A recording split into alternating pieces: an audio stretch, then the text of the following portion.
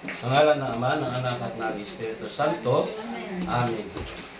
O dakilang Diyos na makapangyarihan sa lahat, ang Diyos na may gawa ng langit at lupa, ang Diyos noon, ngayon at magpakailanman, ang Diyos na may-ari ng aming mga buhay, ang Diyos na lahat na noon sa lahat ng dako, ang Diyos na karapat-dapat namin itaas at karapat-dapat namin sambahin sa Espiritu at katotohanan. Maraming salamat po Diyos minsan pa sa panibagong buhay at kalakasan na muli mong ipinagkaloob sa bawat isa sa amin. Salamat po sa araw na ito sa patuloy na pag-iingat mo sa amin.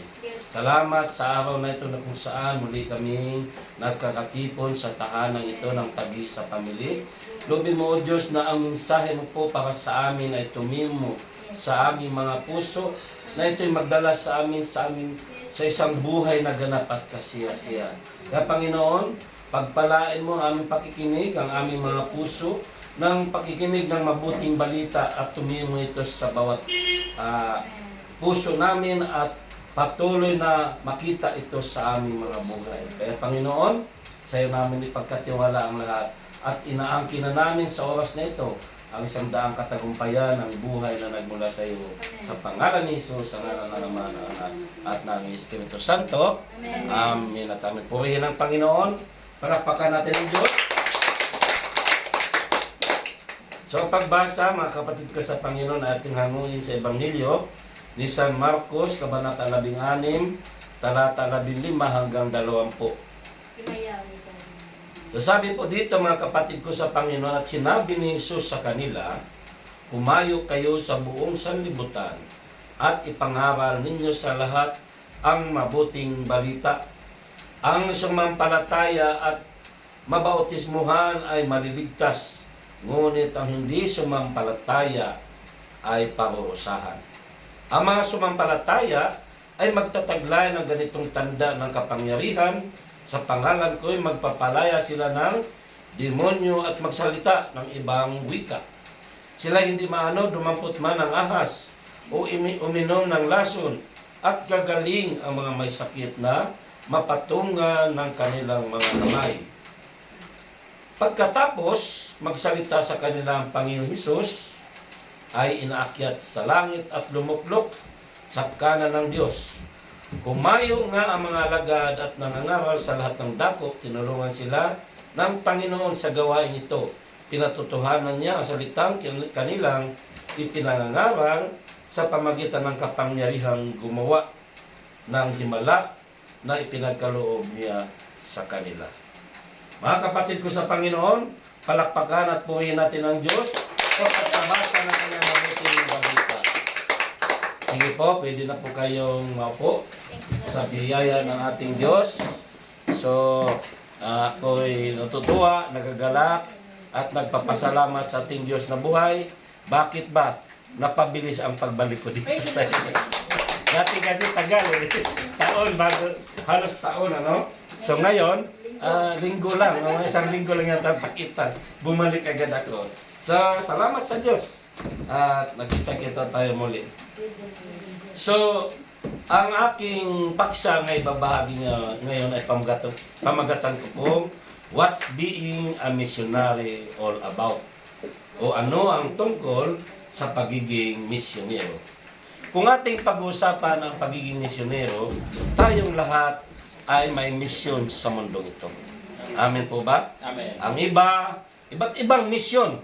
Ang iba may misyon papuntang ibang bansa at gampanan ng mga tungkulin na pinagkatiwala sa kanila ng kumpanya na kailangang pinapasukan. Ang iba naman kung saan-saan pumupunta upang gampanan ang misyon na pinagkatiwala sa kanila. Iba't ibang misyon ang ipinagkaloob sa atin, no? Subalit, may isang misyon na ibig ng Diyos, ibig ng Panginoon Jesucristo na ating gampanan sa mundong ito.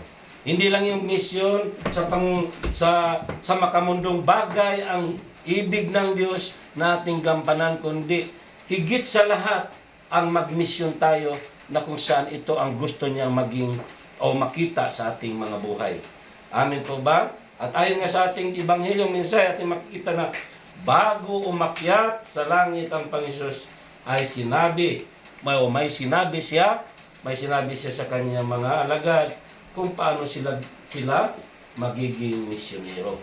No? Sinabi sa kanila ng Panginoon paano ang pagiging misyonero. Kaya nga ang pamagat ng ating paksa ngayon, what's being a missionary all about? Amen? Ano ba ang ibig sabihin ng misyonero? So ang misyonero, mga kapatid ko sa Panginoon, ay hindi ito espesyal na tinatawag natin espesyal na pag-aaral ng mga Kristiyano. Misyonero ay ang mga believers na dinadala ang ebanghelyo o ang mabuting balita sa kanyang kapwa. Walang iba ang salita ng Diyos. Amen? So, tayong lahat, ulitin ko, ay misyonero. So, ano ngayon ang ibig sabihin ng misyonero sa ating buhay? Para ating maintindihan, so titingnan natin ngayon, what's being a missionary is all about? Una, missionary is about going into all places. No? Ang pagiging misyonero ay tungkol sa paghayo sa lahat ng dako. Ito ang isa sa huling sinabi ni Jesus sa kanyang mga alagad. No? Ang paghayo sa buong mundo. Sabi doon sa Mateo 28:19-20, kaya humayo kaya't gawin ninyong alagad ko ang lahat ng bansa. Bautismo ninyo sila sa ngalan ng Ama at ng Anak at ng Espiritu Santo at turuang sumunod sa lahat ng ipinag-uutos ko sa inyo.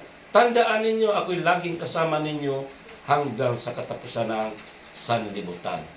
Ang sabi, humayo at kayo at gawin ninyong alagad ko ang lahat ng bansa.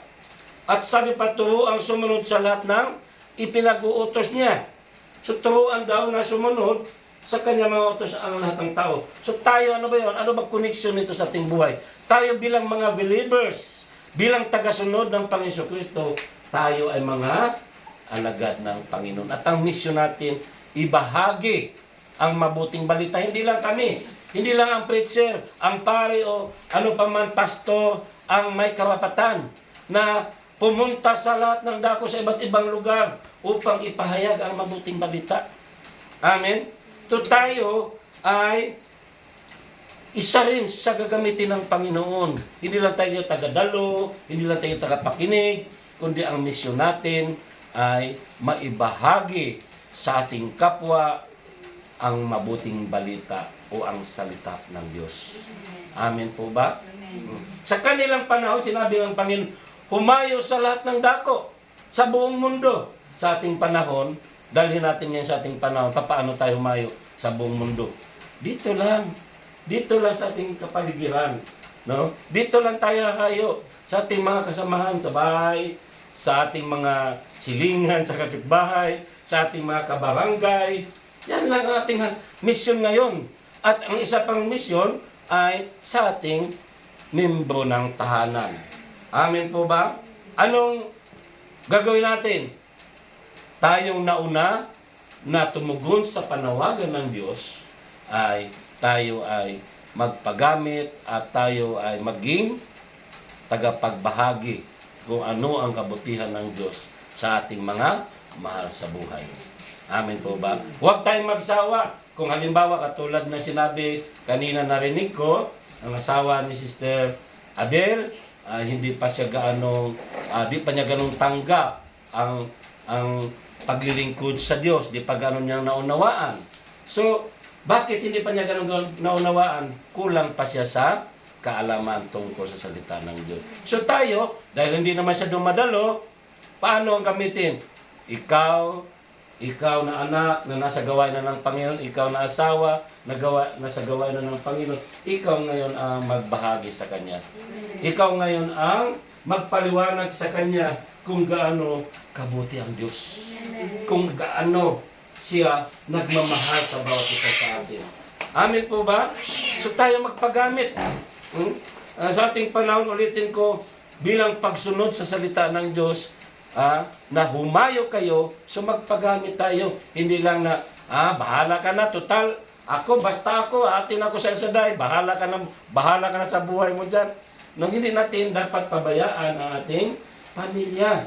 Dapat maakay din natin sila sa gawain ng Panginoon, na magkaroon ng relasyon din sa Diyos. Amen po ba? So yan po, no? Ulitin ko, ano ang ibig sabihin pagiging misyonero? Humayo tayo sa lahat ng dako at ang gagawin natin sa ating kapanahonan, sa ating mga nasa kapaligiran lang. Amen po ba? At tayo ang magiging saksi sa kapanahonan.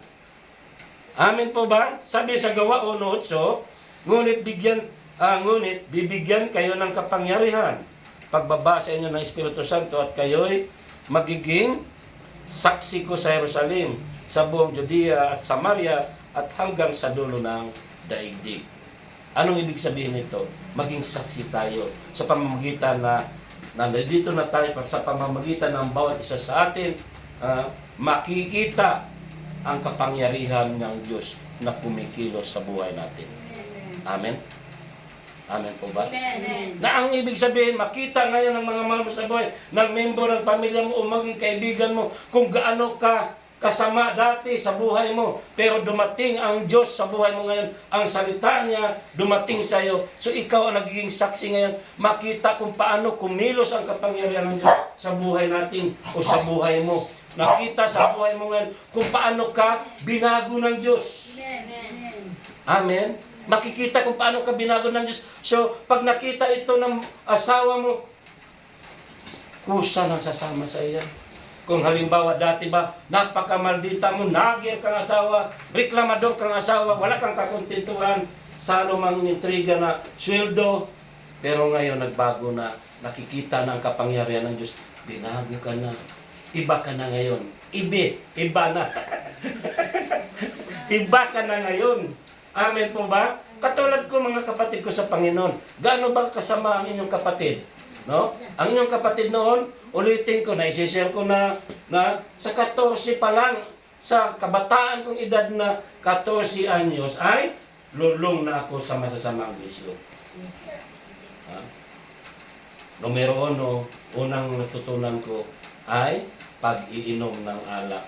Una, katuba-tuba lang. Bandang huli, naging beer, naging hard drinker na ako. Bandang huli, lumalaban na ng 24 hours o higit pa. At hindi lang yun, sugarol, naging sugarol ako. Sa edad kong 15 anyos, ako pa magdadala ng mga pataya sa Alay doon sa eskwelahan namin sa University of Visayas sa Cebu. Ang teacher ko, painumin ko lang para hindi ako babagsak. Good day. So, babaero pa. Lahat na bandang huli, pati droga, pinasok na, suga, lahat. Pero dumating si Kristo sa buhay ko, ang mabuting balita, at nakita sa aking buhay ang kapangyarihan ng Diyos. Paano ako binago.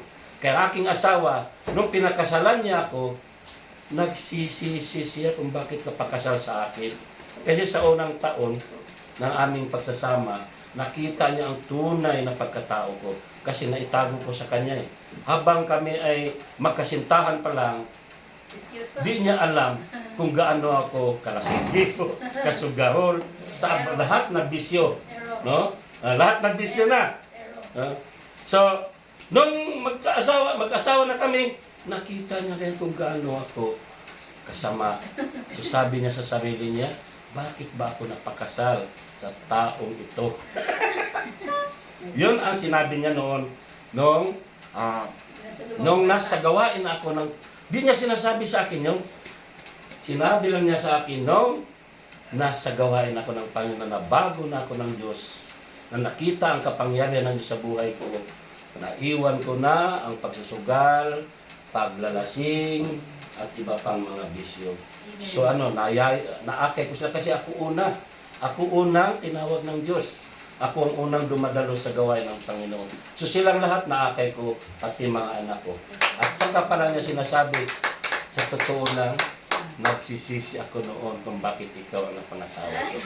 Tapos sabi ko, ngayon, hindi na. So ganyan ang paano tayo maging patotoo sa pagiging, sa pagbabago natin ba yung kapangyarihan ng Diyos? Paano ba kumilos sa buhay? Paano ba kumilos ang kapangyarihan ng Diyos sa buhay ni Brother Bernie? Sa iyo, sa inyong lahat. Di ba? Sa inyo. Amen. Kayong mga bata pa. Ganyan din ang buhay ko noon. Pawarde-warde. No? Pasuray-suray dyan sa... batang-bata, alas 9 ng umaga kung hindi ako hubog kayo. Sinong gusto dyan makipag-away? Hindi, naghahamon ng away. Pero ang Diyos ay mahal tayo. Amen. Grabe ang pagmamahal ng Diyos. Inaabot niya tayo. Amin po ba? Amen. So ulitin ko, kayo maging saksi sa ko sa buong mundo. Sabihin, tayo ang magiging saksi. Amen. No? Amin po ba? At sabi nga, umayo tayo sa iba't ibang lugar, sa malalayo. Sa atin ngayon, hindi tayo makahayo sa aming mga preacher, ano? Ito po, may share ko sa buhay ko noon. Nung nasa Maynila ako, preacher ako nasa Maynila ako, Kalmana, Caloocan, Malabon na butas. Ayaw ko magmisyon. Iniiwasan kong magmisyon. Ayaw kong lumayo sa aking pamilya. Ayaw kong umalis sa comfort zone na kung saan nakasanayan ko. Sabi nila ng iba, Brad, ba't ayaw mong magmisyon? Sabi ko, okay lang ako dito. No? Subalit, ayaw ng Diyos Amen. na manatili ka lang. Kasi gusto niya, humayo, yan sabi niya, humayo kayo ipangaral ang mabuting balita sa lahat ng dako. So, na-mission ako unang-una sa Mindoro. Subalit, ayaw ko pa rin. No? Ayaw ko pa rin. Sabi ko kay Brother Rapi de los Reyes, kay Sir Rapi, sabi ko, Sir, ayaw kong mag-mission eh. Ako may hawak ng attendance na yun. Yun ang tungkulin ko. Ako may hawak ng attendance sa lahat ng mga preacher. So sabi ni Brother Rapi de los Reyes, huwag kang mag-alala, Brother Ed. Okay lang kung dito ka lang. Kung ayaw mong mag-mission, huwag kang mag-mission. Ano? Si Brother Wonder ko lang, alam niyo, kilala niyo siguro yun, nasa din dito minsan sa Bohol yun. Yun ang kumuha sa akin. Sabi niya, Brother Ed, sumunod ka na dito sa Mindoro. Sabi ko, Sir, sabi ni Sir Rapi, pwede na, dito na lang daw muna ako. Sabi niya sa akin, Brother Wonder, hindi pwede, Brother Ed, kasi yung mission order mo, nandito na sa Mindoro. Pirmado na ni Brother Ray Vargas. Sir, so, pinakita niya, pinadala niya sa akin sa mission order. Sabi ko, hala, nandun na pala ang mission order ko. Sabi ko naman kay si Rapi, sabi ko, Sir, may mission order na pala ko doon eh. Pirmado na. Wala tayong magawa dyan. Sabi niya, kailan pumunta ka na, Brother Ed? Sabi niya, maghanap ka ng kapalit mo sa trabaho yung tungkulin. So, nakahanap naman ako. At ayaw ko talaga. Pero nung naalala ko itong salitang ito, umayo ka kayo sa lahat ng dakot ipangawal ang mabuting balita. Sabi ko, oo nga, paano ko nga masunod ang salita ng Diyos, ang utos ng Diyos kung hindi ako pupunta sa malalayong lugar. Amen. Kasi ang karanasan, kadalasan, gusto lang ng dito na tayo, huwag tayo sa malayo. Kasi kayo plite, ba? Pero mas mainam pala yung umayo tayo sa malalayo pang lugar. Amin po ba? Amen. So yun po, no? At ang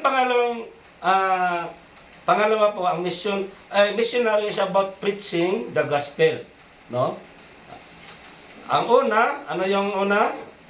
Missionary is about going into all places. Pangalawa ay missionary is about preaching the gospel. Amen. Hindi ka lang pupunta sa iba't ibang lugar, kundi ipangaral ang mabuting balita. Amin po ba? Preaching the gospel tungkol sa pagpapahayag ng Ibanghilyo. So ang gawa ng misyonero ay ang ibahagi ang Ibanghilyo. Amen? Amen. Anong Ibanghilyo nating ibabahagi? Na si Kristo ay namatay at muli siyang nabuhay sa ikatlong araw. Ulitin ko, na si Kristo ay namatay at ito'y namatay dahil sa iyo, Amen. sa akin, sa ating lahat. Dahil sa ating mga kasalanan. Amen po ba? Amen. So ang gawa ng misyonero ay ibahagi ang Ibanghilyo o ang salita ng Diyos. At sabi naman, sa pangalawa naman, ang gawa ng misyonero ay ipahayag ang tungkol sa kadakilaan o pag-ibig ng Diyos. Amen? Ipahayag natin. Paano ang pagpipreach natin? ipakilala natin kung gaano ang pag-ibig ng Diyos Amen. sa bawat isa sa atin. Amen po ba? Na ano yun? Na nagkakaroon tayo ng buhay na walang hanggan sa pamamagitan niya. Amen. Amen po ba? Sa pamamagitan ng Panginoon Hesus, makakamit natin ang buhay na walang hanggan. Kanino yon? Sa mga taong mga sumusunod lang sa Kanya. Sa mga taong nanampalataya. Amen. Amen. Yung mga palatandaan, yung mga biyaya na ipinangako ng Panginoon na kapag tayo maging masunurin sa Kanya, makakamit natin ang kapangyarihan na mula sa Espiritu Santo. Amen. At hindi lang yun, pagdating na makamit natin ang buhay na walang hanggan. Amen po ba? Amen. Na hindi tayo mapapahamak. Amen po. Walang kapahamakan ang taong nasa piling ng Panginoong Hesus. Amen. Amen. So pinatawad tayo sa ating mga kasalanan sa pamagitan ng ating Panginoong Hesukristo. Amen. Pinatawad tayo sa ating pagkakasala. At nagpapabago ito sa ating mga buhay. Katulad ko nga na naibahagi ko kanina na binago ako ng Diyos. Amen. Amen. So, kailangan lang na patuloy tayo makipag-isa kay Kristo Jesus. Kapag bagong nilalang ka na, ibig sabihin, tuloy-tuloy ang ating buhay na kung saan nakaayon sa kalooban ng Panginoong Jesucristo. Amen. Amen po. Hindi lang ngayon, tulad ng mga kabataan, maaaring sa inyo ngayon, hindi kayo seryoso pa, pero maswerte kayo dahil sa mura niyong edad na yan, may salitang o may mabuting salita na kayo na napakinggan. Amen. Mabuting balita ng Panginoon. Amen. The good news. Walang iba tungkol sa ating Panginoon. Amen. Nakita. Kasi sa amin noon, sa edad kong yan, wala akong kaalam-alam tungkol sa kabutihan ng Diyos. Kaya aking buhay pawardi-wardi. No? Kailan ko siya nakilala? Sa edad kong 43. Biro mo yun. From 14 years old to 43 years old. Hindi, 43 na ako makilala eh. Di pa naman ako nabago sa pag-43. Nung makilala ko ang Panginoon 43 years old ako, hindi pa nababago buhay ko. Struggle pa ako. Bakit? Nandoon yung tukso. So isang taon ko pang pinaglalabanan ang mga bisyo na yan. Sa 43 years old, tuluyan ako 44 years old na ako. Nasa gawain ako, nakisang taon ako sa gawain ng Diyos. Amen? Amen. So noon, wala. Kaya ganon ang buhay.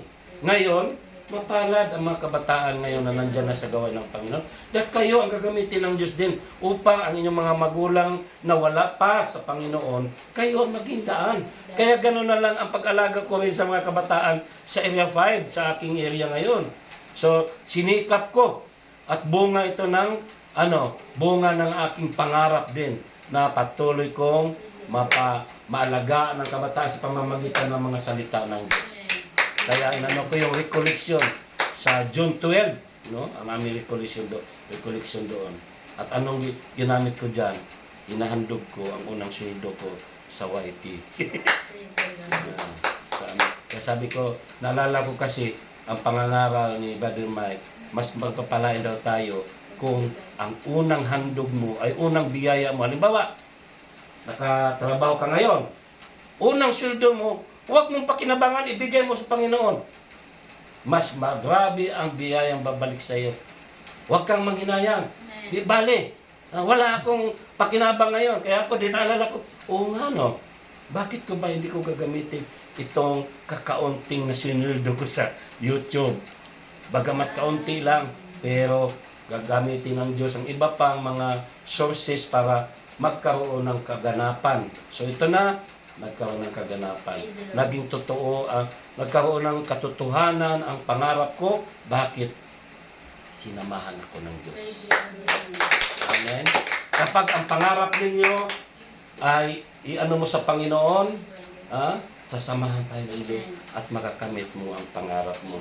Kung mangangarap ka na maging gwapa ang maging asawa mo, panahingin mo sa Diyos. O kayo mga kabataan. Kaya ang mga dalaga naman, kung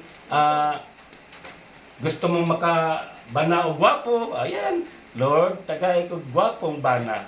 Gwapo ang kasing-kasing. Amen. Di ba, di kayo, maski di kayo maayog dagway, basta't maayog. Gwapo ang sulod sa kasing-kasing. Di da ito ang naong gwapo. Ang kasing-kasing di ay, ang sulod sa kasing-kasing, laman ang puso. Napakahalaga noon. Bakit? Ha? Kasi habang buhay mo makakasama yan. Gwapo nga, pero may ka makatilaw sumbag. Yung gawin kang pansimbag. O ano pang mga kalukuhan, di ba? So mas maganda yung di kayo gwapo, pero ano? Kala ko medyo bastos. Yung kanta kasi. No? Di baling di kayo gwapo. Basta maganda. Gwapo ang puso. Amin po ba? So, yan mga kapatid ko sa Panginoon ng pangalawa. Missionary is all, ano yon?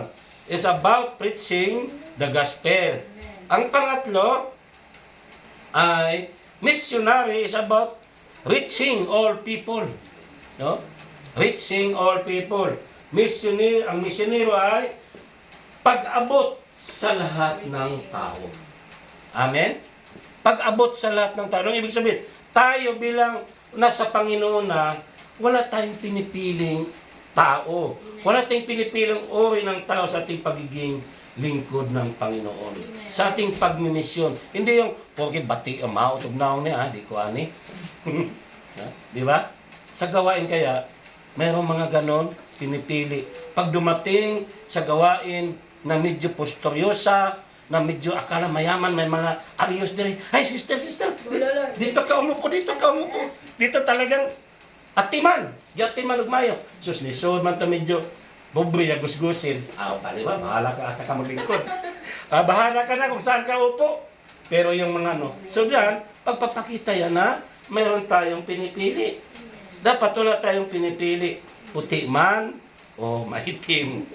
Bakit? Sabi doon sa John 4:7, sa Ebanghelyo ni San Juan, Kabanata 4, talata 7, may isang Samaritanang dumating upang umigib. Sinabi ni Jesus sa kanya, maaari bang makiinom? So dito sa tagpong ito, inabot ng Panginoon ang babaeng Samaritana na kung saan hindi talaga believers. Unbelievers ang babaeng ito. Kabilang sa hintil. Subalit, ang Panginoong Hesus inabot niya. So, ganon din tayo mga kapatid ko sa Panginoon na lahat ng tao, anumang uri, taong grasa man o anuman ang itsura niya, bungi man o ano pa man, at timano nato, i-entertain natin. Amen. Para, para lalo tayo makaakay sa Panginoon. Tungo sa Panginoong Jesucristo, makaakay tayo ng ating kapwa. Amen po. So yan ang isa sa dapat nating gawin bilang mga misyonero, at ang ibig sabihin nito, missionary is about reaching all people. Lahat abutin natin. Amen. Bakit? Dahil tayo walang sinisino sa atin, walang pagtatangi ang Panginoong Hesus sa bawat isa sa atin. Inabot tayong lahat ng Panginoon. So dapat tayo rin na bilang mga alagad niya, at ang yan ang utos naman niya, ay dapat abutin din natin silang lahat. Ano mang uri, ang pagkatao nila, huwag natin silang i-discriminate. Amen po ba? Amen. Walang discrimination. Amen. Amen? At ang pangalawa na nakapaloob dito sa pag-abot sa lahat ng tao, hindi lang sa lahat ng uri ng tao, kundi sa lahat ng edad. No? Bata man, matanda, dapat abutin din natin sila. Sabi doon sa Mateo 19:13-15, may nagdala ng mga bata kay Jesus upang hilingin ipatong niya sa mga ito ang kanyang kamay at ipanalangin. Ngunit pinagwikaan sila ng mga alagad. Datapwat sinabi ni Jesus, hayaan niyo lumapit sa akin ang mga bata. Huwag niyo silang hadlangan, sapagkat sa mga katulad nila naghahari ang Diyos. Ipinatong niya sa kanila ang kanyang kamay, saka umalis. So ipinagpakita dito na walang pinipili sa edad. Bata man, kahit napakagandang gesture itong ginawa ninyo, Sister Joy, Brother Bernie, na abutin ang mga kabataan dito sa lugar ng Kugon. Mga bata man ay dapat abutin na. Amen po ba? So patuloy tayo magpagamit sa ating Panginoon, pag-abot sa lahat ng uri ng tao, at hindi lang sa lahat ng uri ng tao, sa lahat na may edad. Walang pinipili, matanda man o bata. Amen? Amen. At ano pa? Ang ikatlo, walang pinipiling pakikisamahan. Amen? Sabi doon sa Luke 7:36-50 yan, na kung saan nakisama ang ating Panginoon Jesucristo sa mga Parisiyo. At sabi ng iba, hala, si Jesus nakisama sa mga makasalanan. Sabi ng ibang nandoon, anong ibig sabihin? Abutin natin sila. Kahit na mga makasalanan sila. Kasi sa atin, pag nakita natin na sila patuloy na namumuhay sa hindi mawasto, minsan hinuhusgahan natin na nandyan na tayo sa gawain ng Panginoon. Nandito na tayo sa Panginoon. Tayo ang huhusga sa kanila. Sinasabi natin, ma-imperno kayo. Minsan iiwasan pa. Minsan nga, ganito nangyayari. Minsan, maglilingkod na ang isang tao, tutugtog o sasayaw, pero minsan hinaharangan. Ano yan? Tumutugtog pa yan sa club. Hindi pwede yan. So, paano tayo makakaakay? Paano tayo makakaakay ng mga galing sa labas, yung mga makasalanan? Ako sa totoo lang, nung nasisibuyan ako, yung natapos ako ng toko, alas 5 ng hapon. So natutulog na ako sa opisina, yung gawain doon sa tapat lang, so tapat ng, sa kanilang parang apartment din, yung pinaka-sub-office ng El Shaddai doon sa Sibuyan Island, sa Kambalo. So, may kumatok sa akin pagdating ng alas 7. Binuksan ko. Yung pala, yung manugang nung may-ari ng bahay, may-ari ng tinitirahan ko. Boss, sabi sa akin, pwede bang magpalamig tayo, samahan mo kami? Alam ko na ibig sabihin. Ay, hindi na. Magpainit tayo kasi malamig ang panahon. Magpainit daw kami. Alam ko na ibig sabihin kung ano yung ibig sabihin magpainit. Sabi ko, sige, susunod ako. Sumunod ako. So, mayroon silang alak na tinitimpla, inahaluan nila ng juice. So sabi ko, huwag tayo dito. Baka pwede tayo papasok doon sa loob ng yung medyo private ba? Kasi iniiwasan ko kasi makita tayo ng mga kapatiran, ganyan. So ang tao kasi pag nakita ngayon, nandun na agad yung husga. So ang ginawa ko, pumasok muna ako. Tapos sabi niya, habang umiinom, sabi niyo isa, alam mo boss, ikaw lang ang nakita kong tapat, totoo. Sabi ko, bakit naman masabi? Kasi yung ibang nauna sa dito, pag niyayaan namin, ayaw. Pero nakikita namin, sumisimple. Sumisimple daw sa inom. Sabi ko, ganun ba? Pero wala namang masama kung inom ng kaunti. Sabi ko, huwag lang masyadong sumobra. Tapos bandang huli, nauwi sa usapang Biblia. Kasi El Shaddai nga, yung biyanan niya, coordinator ng El Shaddai, so siya tatanong siya, marami siyang tinatanong tungkol sa El Shaddai. At saka yung mga nakainuman namin doon at tagaon din. Pagkakataon ko na para maipasok yung evangelization tungkol sa salita ng Diyos. So habang nagkukwentuhan, umiinom kami, pero unti-unti silang nagkaroon ng kaalaman tungkol sa Panginoong Diyos. Sabi ko, umatin kayo sa tuwing Sabado dito sa gawain. Sige po. So unti-unti, yung bandang huli, nagiging gitarista ng iba. Yung iba, mana-awit. Ganyan. So, inaano ko yung sarili ko na ano ko yung katulad ng Panginoon na dapat abutin ang lahat ng uri ng tao at pakisamahan. Amen. Pakikisamahan natin ang lahat. Kasi ang Panginoon, pinakikisamahan tayo lahat. Kasi kung husgahan agad natin sila, wala tayong maakay. Amen po ba? At huwag tayong, ibig sabihin, huwag tayong magsawa. Di man sila di man sila tumugon agad sa unang invite mo, balik-balikan natin. Kukulitin natin. Amin po. Ba nakuha niyo ang ibig ko sabihin? Kulitin natin. Diba? Ito si Sister Lorraine. Kukulitin niya mga kabatang iba dito na kahit di mo nasasama, pero kung maging makulit siya, bandang ulit, sasama yan. Kasi ganyan ang makamundo. Kukulitin ka. Diba? Kasi naalala ko nung araw, sa Manila ako, pagsakla, natatawagin ako. Mang Ed! Lago na tayo. Nakahanda na yung lamisa sa sakla. So isa ako, upo ako doon. Sakla, yung sa patayan na madalas, ginagamit yung sakla. Maraming baraha. Tapos, malaki ang tatama mo pag nanalo ka. Malaki, depende sa taya mo. So yan, ayaw ko. Dahil wala akong pera, kukulitin ka. Ganyan ang makamundo. Sige na! Di ka titigilan hanggat di ka sasama. Sa inuman din, halika, inom muna tayo. Wala ako sa kondisyon ngayon, kukulitin ka. Halika, tagay kahit 2 tagay lang. Sugal, patatayain ka sa patatayain ka sa tawag na waiting. Kaya na sa waiting, baka tumama ka. Ay, di ako nagsusugal. Sige na. Babalik-balik sa iyo yun. Hanggang sa, para lang umalis, sige, pataya nga. Ganyan ang tao. Tayong nasa Panginoon, dapat gamitin natin yan. Yung pagiging makulit natin. Dahil yung utos ng Panginoon yan na tayo ay umayo upang makaakit tayo ng mga kaluluwa. Amen po ba?